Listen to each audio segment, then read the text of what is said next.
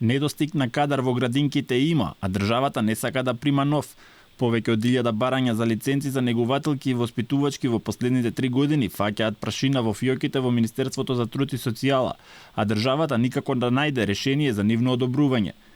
Техничкиот министер Ѓоко Велковски рече дека во моментов му се врзани рацете поради техничката влада и дека по изборите може да се најде брзо решение за решавање на нивниот статус. Да ги повикам пратениците во Собранието на Република Македонија уште еднашка да работат на законското решение кое што го понудивме во делот на лиценцирање на негователките, воспитувачките и другиот стручен кадар, односно она што го истакнавме како проблем и претходно дека има веќе 1000 баратели за лиценцирање кои што се за жал во филките на самото министерство од 21, 22 и 23 година. Има недостаток на персонал во делот на негователи, воспитувачи и останатите од стручен кадар.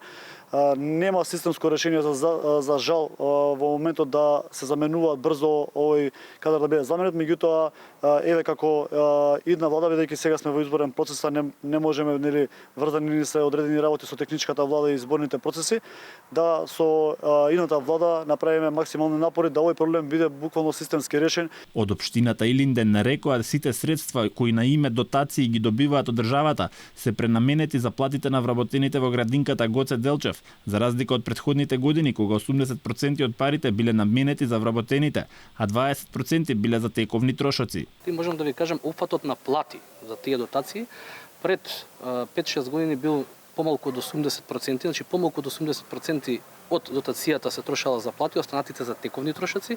Сега се доведовме во ситуација во 2024 100% дотацијата да иде само за плати. Велковски и Георгиевски при денешната посета на градинката Гоце Делчев во Илинден извршија увид во градежните активности за незиното проширување.